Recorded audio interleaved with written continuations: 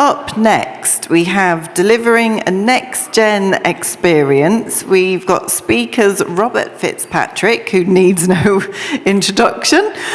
We've got Tom Brand, Senior Tech Business Development Alliances at Just Walk Out Technology by Amazon. And our moderator for this session is Bash Shaikhdar, CEO of Fan Engagement Consultancy. I'm sorry, Bas, I'm sure I absolutely butchered your surname.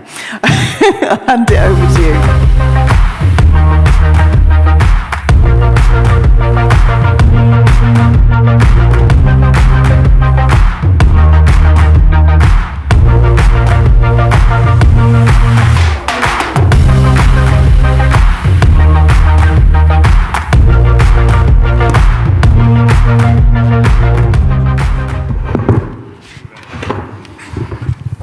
Cool.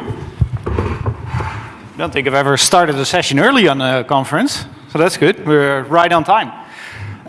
Okay, so we've just been talking a lot about how food and beverage industry is developing. I don't know about you guys, but I've gone pretty hungry again. Sounds very promising.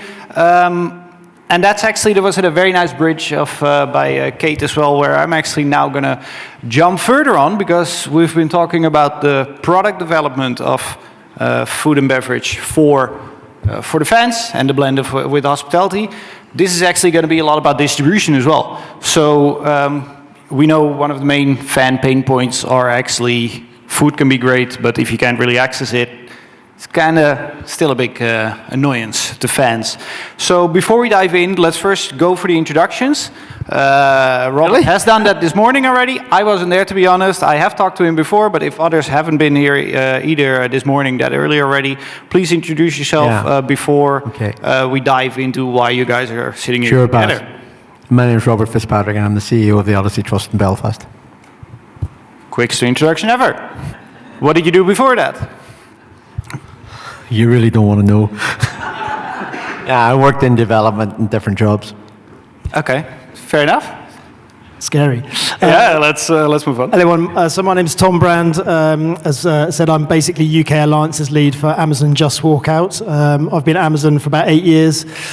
Previous to Just Walk Out, I was an account manager looking after some of the biggest retailers in the UK, helping them through their digital transformations, and sort of 2.5 years ago jumped ship into the Just Walk Out team, which is just a super exciting area, and loving it. Like I said, Kate provided a very good bridge, because she said finding the right partner is everything, and that's sort of what we're going to talk about now here as well. I mean, I had to read into this because apparently in Europe we're way far behind on this technology. Apparently it's already a technology that's pretty big. So introduce that a bit more, please. Yeah, definitely. So I think there's a really interesting topic for us, and there's lots of people thinking that perhaps Just Walk Out. And I'm sorry, we're going to talk a bit more about frictionless here, right? But it's a great area, and it's a great area of value and enablement. And for us, the sort of word pilot gets banded around quite a lot, and I'm not denying that some locations are still trying out their first store and going through a pilot. But the reality is globally, it's no longer a pilot. The technology is there and it works. Capture earlier is a great example of the fact that there's more companies getting involved in the market is testament to the fact that there is a market there and it's a market expanding. But we've got nearly 200 stores globally. We've got 80 in stadiums and arenas to date. And that's growing literally on a sort of a daily, weekly basis. So that's a really important point. We're kind of what I would call in sort of frictionless phase 2, where tech's proven, there's always things we can iterate on, but fundamentally it's proven and it's scaling. And that's sort of a big thing for us at the moment. If I do quick math, calculation, 200 stores globally, 80 in the sports industry, meaning you're almost on half in the sports industry. Why is the sports industry so well fitted for this? Yeah, so really importantly, it's been talked about kind of speed through the venue, or speed through our stores, and getting actually customers serviced quicker.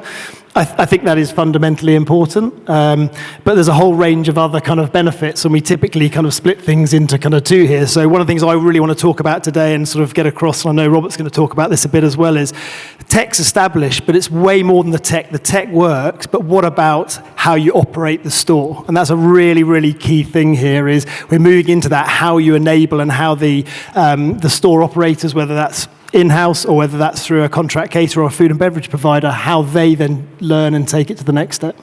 Providing the conversational bridge for me, I'm just going to walk it over. You were one of the first, you're actually the first indoor venue, right? SSE Arena. Well, no, Wembley were technically the first, but they didn't want to shout about it. Is Wembley an indoor arena? Yeah. Yeah? Okay. No, Wembley Stadium. Okay. Yeah, but for all sorts of reasons. One of the first, at least. But in terms of the arena, we were the first in Europe. Yeah. Why were you guys interested in? Well, I think you've segued nicely and well done.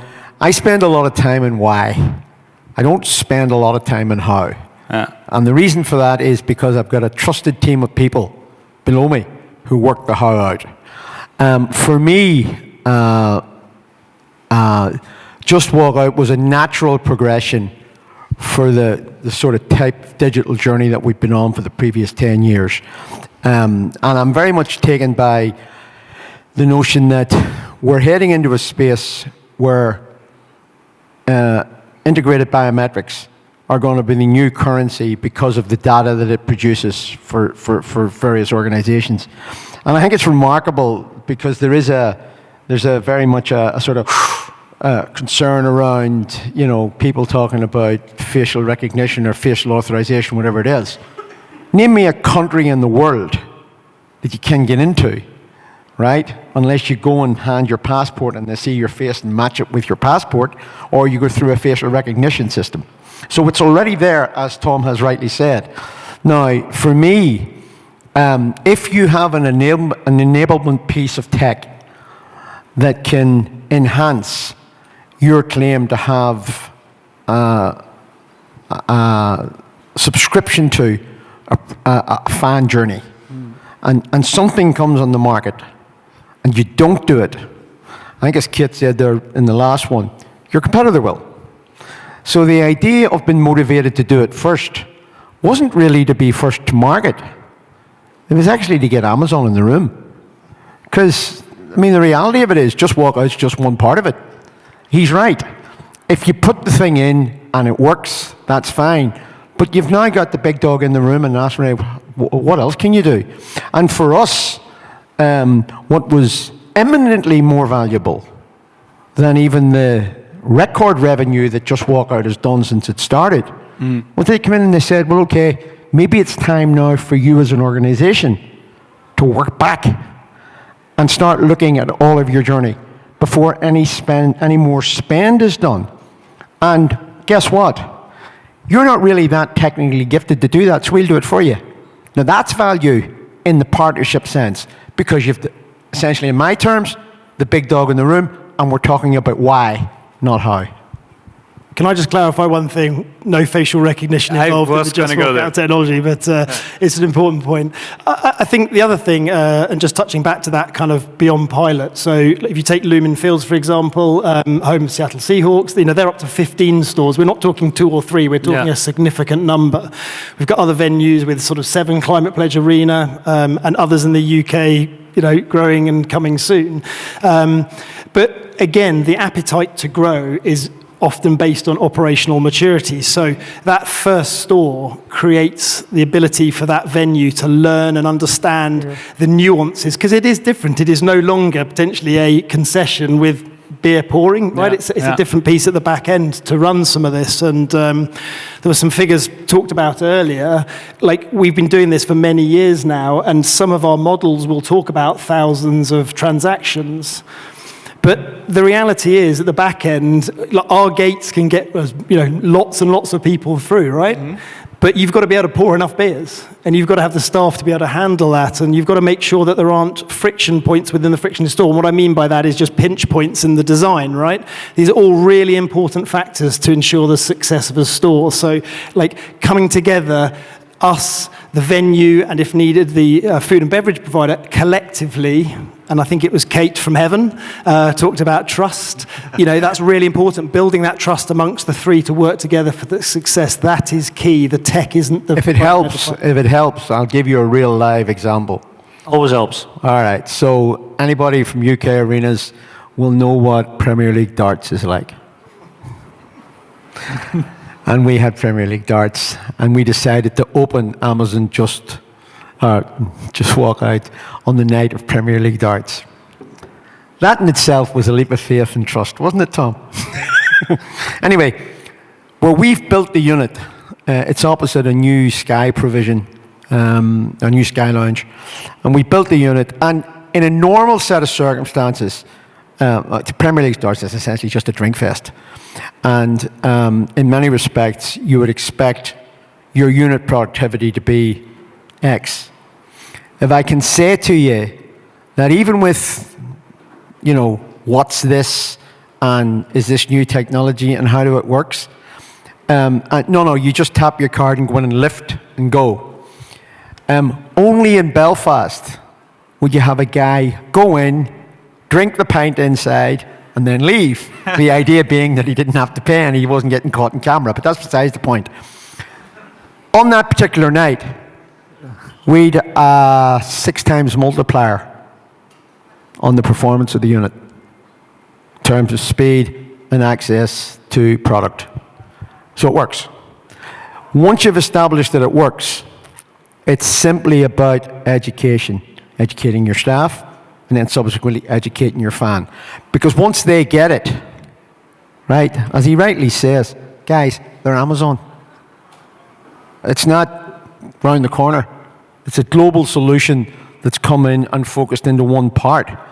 And for me, it's then around, okay, we could spend an awful lot of time in research and development trying to find out what the next big thing is, or we can ask our new best friend. It's an awful lot easier to ask your new best friend what the next big thing is. And if they're saying to you, well, actually, Robert, we need to understand what it is you've got in here. So we've been frictionless for a number of years. We've had a fabulous partner in Global Payments. They have pretty much come on board with us and come on board with the journey. They're part of the integration process into AWS, so we've got the whole seamless contact. Would we do another one? Would we do another 5? If I could do all the concession units in AWS, I would, because they make sense. But the fact of the matter is, that's not a smart use of CapEx, especially from the technology side, because there might be something else coming down the line. These guys will know. I think the best tech partnerships that you can always have is not having conversations about the tech, but actually the tech partner, because that works. And then you just actually have the conversation with the tech partners about, okay, what business values is going to accelerate. In one. It all comes down to trusting your team and trusting your partner. And if you can do that, the rest of it will look after itself. Yeah, so just to kind of add to that as well, and I think that trust needs to start earlier in the process. Mm-hmm.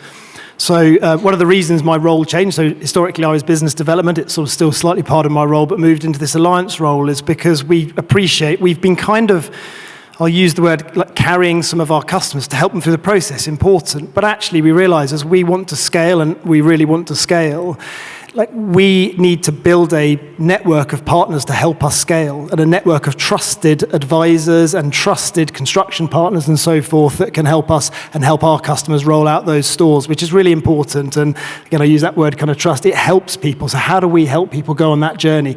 And we've been learning a lot. Right? Yeah. So through our customers and through some of the partnerships with food and beverage providers like the Compass Levy's and so forth, like it's really helping feedback to us. But we're really on a journey to onboard the likes, I know Populous are here, for example. We've had a conversation with them. There's 2 aspects of that. One is that kind of retrofit, the refurbishment.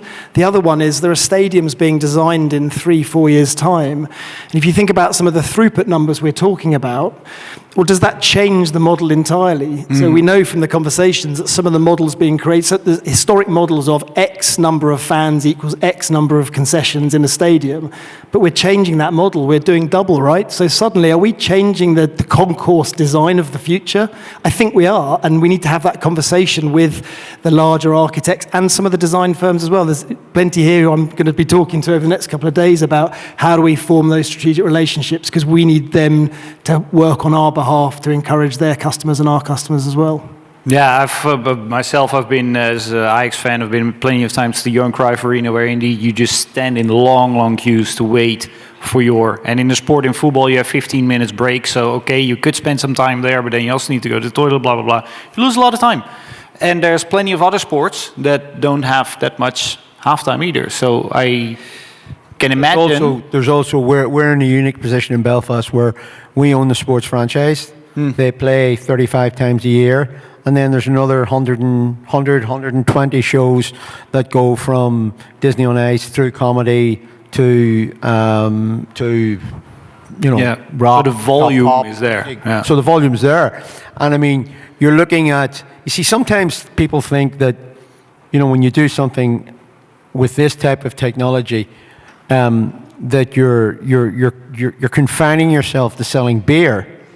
Well, if it's a girls' night, you might just sell Prosecco instead. You mightn't sell beer. If it is a case where, the original iteration of the Amazon stuff and the trials and sort of pain that they had to take to get to the point where they could have a free serve, where there's one member of staff that's doing RU25 or over. And then after that fact, it was, well, do you really want to have a bag of Haribo next to where you're selling your drink? You don't.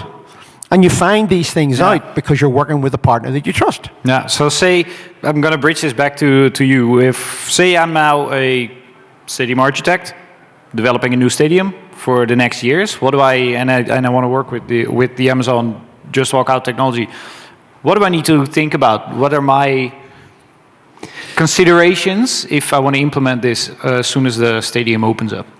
Yeah, sure. So, I mean, and like, how long have we got? No, there's some basic fundamentals, right? So again, it depends if you're building a new one or if you're refurbishing. And I know the guys at Capture talked about a couple of things earlier, which was ceiling heights and some of those sort of components. UK stadiums and arenas are historically, if I go out to the US, they're big places. In the UK, we're a bit smaller.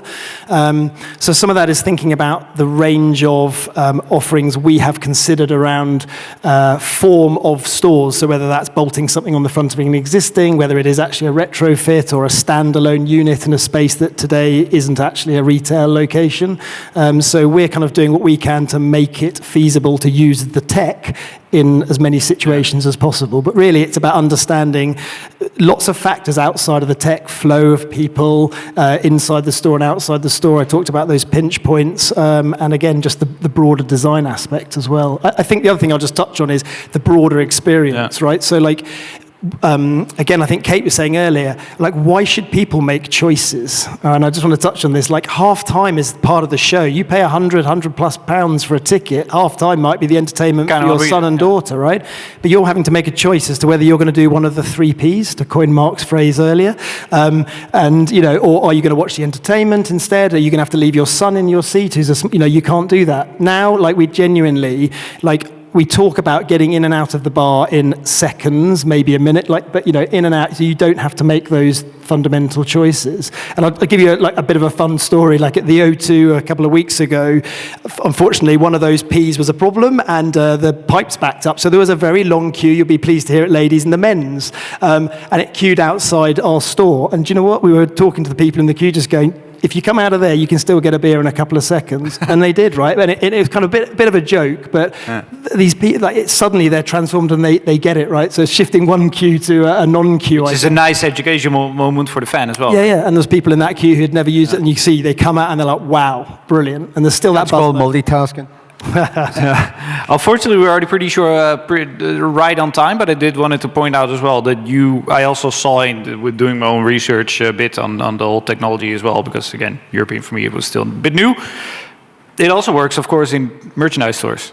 Yes, so definitely. So that's something we've now got. So RFID is really interesting. That's our solution for merchandise. So there's 2 things with that. One is some of the physical limitations go away. And actually, I know some of the design theory around our RFID was like this, almost like garage sale notion. Could you put the terminals in a box and deliver them on site? And genuinely you can, because you don't have the cameras anymore. And so what we're seeing in the US in the stores that are doing it there, so Lumen Fields is one, Globe Life, so Texas Rangers, and Miami as well. They are using it as satellite merchandise stores. Now, when you start thinking about putting that next to the F&B side of things, it's a game changer. You can get a top or merchandise whilst getting a drink, within a few seconds, and back to the action. That is massive, and we're seeing a huge sort of uptake on that. I don't know if that's in your Next. What are you thinking? Next, I guess we have a pretty good summary on how you guys have at least collaborated together. Like Kate from Heaven also said, indeed, it's finding the right partners. And I think to summarize as well, it's not about how to talk about if the technology works, because that part we're way behind already. It's now about, okay, how can it improve Well, I think fan it's experience? also, but I think also, I mean, at the end of the day, Belfast is a very small city. The arena in Belfast is the last arena in Europe before you head to the States. Okay, the city is a population of 300,000 people. Okay, so at the end of the day, it's nice to have the chance to be global in your conversation with a global partner about technology and all the rest. But at the end of the day, your board will look at you and say, you spent X, what did you make? Okay, and that, at the end of the day, comes down to how much did your team embrace the ability that the tech partner gives you to improve your business. It's as simple as that. Yeah. People can dress it up whatever way they want. This simply comes down to trust on the part of the partner and belief on the part of the time. And you can't have trust unless you have belief. So for me, when it actually comes down to the unit provision on the ground, if you believe in your partner and he trusts you, you should win. And if there's a bump on the road, well, over it, round it, or through it. So where Titanic failed to go around the bump of the road with Amazon, now you can actually go around the bump of the road. Pretty much. And just to totally agree with you, right? So for me, very quickly, just that business value is key. So there's no point putting tech in for the sake of it. And the example of that is if there's a quiet corner in a stadium, we wouldn't put our tech. We're not going to drive footfall somewhere. We're about addressing queue problems, footfall issues. That is the fundamental thing. So the people who've been successful have not taken the little corner over there. They've taken their busiest bar and converted that. And that is the key, and that's where we've proven. It's actually the stadiums that have 15, 7, 8 stores are the ones that did the big one first. Let's continue this conversation next door. Thanks. Thanks a lot. Thanks, everyone.